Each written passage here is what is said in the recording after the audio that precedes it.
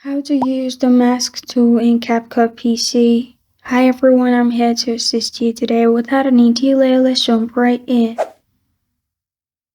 First, open CapCut on your device. Import your video, then add it to the timeline. After you've done that, at the top right corner of your screen, you'll find Mask option.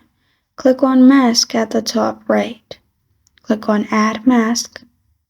After you've clicked on Add Mask, you'll find different options of mask. Select the shape you want, as there are options of split, circle, rectangle, and other shape. Select the one you prefer, and your mask has been added.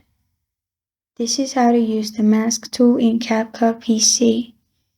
Thank you for joining me today. If this video helps you out, please leave a like and subscribe for more. Got a question or want to suggest a topic? Comment below.